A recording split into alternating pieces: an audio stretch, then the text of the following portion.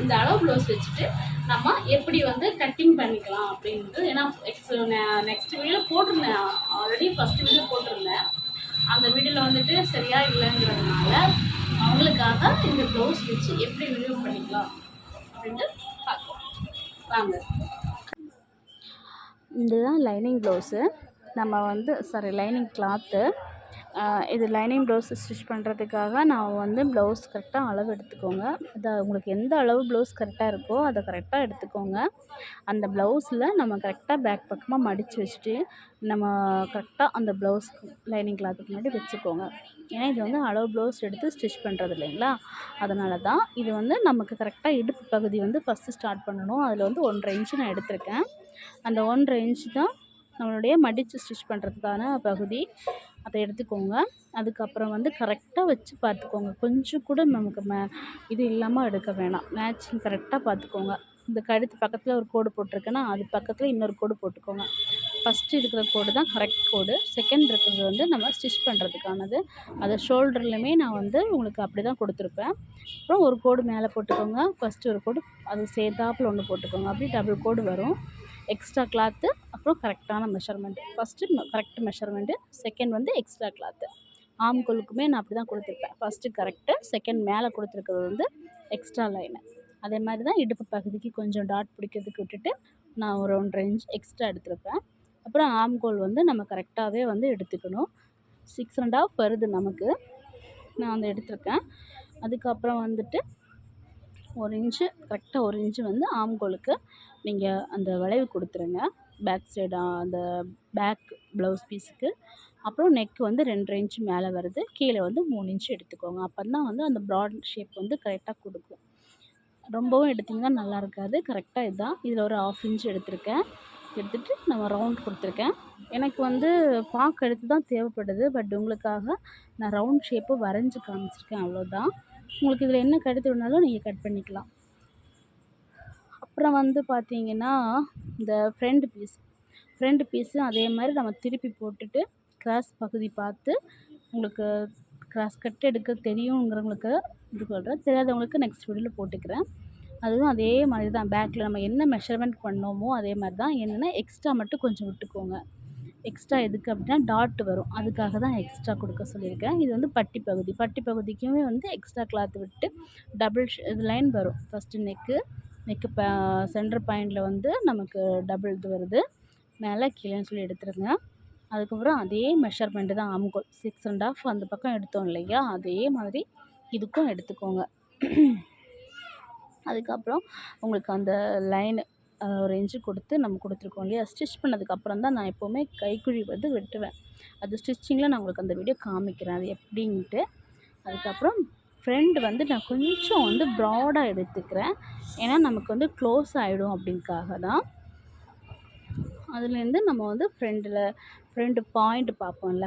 Next வந்து என்னென்னா இவ்வளோ முடிச்சதுக்கு அப்புறமா தான் நான் ஃப்ரண்ட் பாயிண்ட்டே பார்ப்பேன்.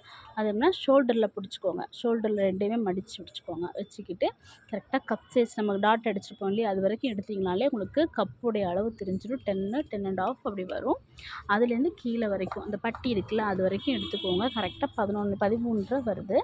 13 வந்துச்சு அப்படின்னா எனக்கு வந்து எக்ஸ்ட்ரா 1 இன்ச்சு தேவைப்படும். இப்போ உங்களுக்கு வந்து 12 வந்துச்சுன்னா நீங்கள் 13 எடுத்துக்கோங்க. அதுதான் நம்மளுடைய அளவு. அப்புறம் வந்து நம்ம இந்த சென்டர் பாயிண்ட்லேருந்து 3 எடுத்துருக்கோமா, 3 கரெக்டாக வரும். ஏன் அப்படின்னா நமக்கு அப்போ தான் அந்த கரெக்டாக சென்டர் பாயிண்ட் வரும். அந்த 3லேருந்து 2 இன்ச்சு எடுத்துக்கோங்க. அது வந்து கப் சைஸ். ஒவ்வொருத்தங்களுக்குமே ஒவ்வொரு அளவு வரும். ஒருத்தங்களுக்கு 2 இன்ச்சு வரும், ஒருத்தங்களுக்கு 3 இன்ச்சு வரும், ஒருத்தங்களுக்கு 1.5 இன்ச்சு வரும். அவங்களுடைய சைஸை பொறுத்து தான் நம்ம அளவு எடுக்கணும். எல்லாத்துக்குமே 2 இன்ச்சு கொடுத்துட முடியாது இல்லைங்களா, அதனால தான். இது வந்து பட்டி. மெயினாக நமக்கு தேவையானது இந்த பட்டி பீஸ் தான். பட்டி பீஸ் கரெக்டாக இல்லை அப்படின்னாலே நமக்கு பாதி வேலை நடக்காது. இதில் 3 எடுத்துருக்கிறது மாதிரி இந்த பக்கமும் நமக்கு 3.5 இன்ச்சு சென்டரில் வரும். அப்புறம் நமக்கு ஃபஸ்ட்டு லென்த்து வந்து 4.5 வரும். இதுதான் வந்து பட்டிக்கு வருது. அப்புறம் வந்து பார்த்திங்கன்னா இது வந்து நமக்கு பேக் பீஸு முடிஞ்சிடுச்சு. உங்களுக்கு இதில் என்ன நெக்கு வேணும்னாலும் நீங்கள் மார்க் பண்ணிக்கலாம். ரவுண்டு, பாக்கெடுத்து, லீஃப் நெக்கு, ஸோ கேன்வாஸ் வச்சு திருப்பி அடிக்கிறது, எதுனாலும் நீங்கள் இதில் மெஷர்மெண்ட் பண்ணிக்கலாம். அந்த நெக்கு கட் பண்ணும்போதே, அதுக்கப்புறமா நீங்கள் மாற்றிக்காதீங்க. ஸ்டிச் பண்ணும்போதே எல்லாத்தையுமே அதை ஃபினிஷ் பண்ண தான் முடியும். அதுக்கப்புறம் நம்ம வந்து என்ன பண்ணணும்னா, இந்த கப் சைஸ் நிறைய பேருக்கு அதுதான் பிரச்சனை. கப்பை எப்படி சென்டர் பார்க்குறதுன்னு தெரியாது. பட்டியில் வர பிரச்சனை. பட்டி இந்த இடம் வந்து நான் உங்களுக்கு 4.5 எடுத்திருக்கேன். நம்ம ப்ளவுஸில் வந்து 3 இருக்குது. நான் எக்ஸ்ட்ரா வந்து 1.5 இன்ச் எடுத்திருக்கேன். மடித்து ஸ்டிச் பண்ணணும். எக்ஸ்ட்ரா கிளாத்துக்கெல்லாம் போயிட்டு வந்ததுன்னா கரெக்டாக 3 இன்ச்சுக்கு வந்துடும் நமக்கு. புரியுதுங்களா? இதுதான் அந்த 2 இன்ச்சு நம்ம சென்டர் சொன்னோம் இல்லைங்களா, இந்த பக்கம்தான். இது வந்து நமக்கு 3.5 எடுத்துக்கிட்டு அதுக்கப்புறம் எடுத்த 2 இன்ச்சு தான். அந்த 3.5 தான் இதில். இந்த பட்டிக்கும் இதுக்கும் உள்ள கனெக்ஷன் அதுதான். இந்த 3.5 இன்ச்சு நம்ம இதை எடுக்கிறோம்ல, இதுக்கு தான் அந்த பட்டியில். இது வந்து உங்களுக்கு ஸ்டிச் பண்ணும்போது நான் உங்களுக்கு தெளிவாக அதில் காமிக்கிறேன். அப்போ உங்களுக்கு அது புரிஞ்சிடும். உங்களுக்கு தெரியாதவங்களுக்கு அதில் புரிஞ்சிடும். அப்புறம் வந்து நம்ம இதில் சென்டர் பாயிண்ட்டு பார்க்கணும். சென்டர் பாயிண்ட்டு பார்த்துக்கிட்டிங்கன்னா அதுலேருந்து ஃபஸ்ட்டு டாட்டு. இந்த டாட்டு நிறைய பேருக்கு வரதில்லை. ஆனால் ரொம்ப ஈஸி. நீங்கள் ஒரு வாட்டி நீங்கள் நல்லா தைச்சிட்டிங்கனாலே போதும். நல்லா நீட்டாக ஈஸியாக வந்துடும். கரெக்டாக சென்டர் பாயிண்ட்டு பாருங்கள். சென்டர் பாயிண்ட்டு பார்த்துட்டோம் அப்படின்னா அதில் வந்து எடுத்தால் போதும். அவ்வளோதான். சென்டர் பாயிண்ட் எடுத்துகிட்டு சிலவங்களுக்கு வந்து 2 இன்ச்சு வரும், சிலவங்களுக்கு 2.5 இன்ச்சு வரும், சிலவங்களுக்கு 3 இன்ச்சு வரும். இதனாலன்னா சிலவங்க வந்து கூச்சமாக அந்த என்ன சொல்கிறதுக்கு அந்த கூர்மையாக கேட்பாங்க. சிலவங்க வந்து கொஞ்சம் பெருசாக இருக்கட்டும்பாங்க. அவங்க அதனால தான் சிலவங்களுக்கு அந்த ஷேப் ரொம்ப கேட்குறவங்களுக்கு வந்து கூர்மையாக கேட்பாங்க. இந்த இப்போ நான் எடுத்திருக்க மெஷர்மெண்ட் வந்து கரெக்டாக அவங்களுக்கு இருக்கும். அது ரொம்ப கூர்மையாகவும் இல்லாமல், ரொம்ப தொளதொளன்னு இல்லாமல், ஃப்ளாட்டாகவும் இல்லாமல் கொஞ்சம் எடுப்பாக காமிக்கும். அதுதான். இந்த மாதிரி நான் 3 முக்கு நீங்கள் வேணால் உங்களுக்கு தெரியாதவங்களுக்கு போட்டு பாருங்கள். அந்த 3 கார்னர் வந்துச்சுன்னா அந்த லெவலில் நம்ம எடுத்துக்கலாம். உங்களுக்கு இந்த பக்கம் டாட் எடுக்க தெரியாதவங்க இப்படி பிடிச்சி பார்த்துட்டு அதுலேருந்து உங்களுக்கு என்ன லென்த் வருது, 4 இன்ச்சு வரும். 4 இன்ச்சு வரும். சிலவங்களுக்கு இன்னும் எக்ஸ்ட்ரா வரனாலும் வச்சுக்கலாம். இந்த ஷேப் நான் வரைஞ்சிருக்கேன் பார்த்தீங்களா, அதாவது இந்த கீழேருந்து மேலே வர டாட்டுக்கான ஷேப்பு. இந்த ஷேப்பில் நீங்கள் ஸ்டிச் பண்ணிட்டீங்கனாலே உங்களுடைய ப்ளவுஸ் வந்து பக்காவாக வந்துடும். அவ்வளோ அழகாக வந்து அந்த ஜஸ்ட் பகுதியை வந்து தூக்கி கொடுக்கும். நிறைய பேருக்கு அதில் தான் பிரச்சனை பண்ணுறீங்க. அதை நான் ஸ்டிச் பண்ணும்போது அதில் காமிக்கிறேன். உங்களுக்கு ஏதாவது டவுட்டாக இருந்துச்சுன்னா எனக்கு வந்து நீங்கள் கமெண்ட்ஸில் சொல்லுங்கள். நான் இப்போ தான் வீடியோ போட ஆரம்பிச்சிருக்கேன், அதனால தான். அப்புறம் பேக் பீஸ் முடிஞ்சிருச்சு, பட்டியும் நமக்கு முடிஞ்சிருச்சு. இது வந்து ஜக்கா வந்து எல்லாத்துக்குமே நான் போடுவேன். ஜக்கா போட்டுட்டோம்னாலே நமக்கு அளவு ப்ளவுஸ் தேவையே இருக்காது, அந்தளவுக்கு இருக்கும்.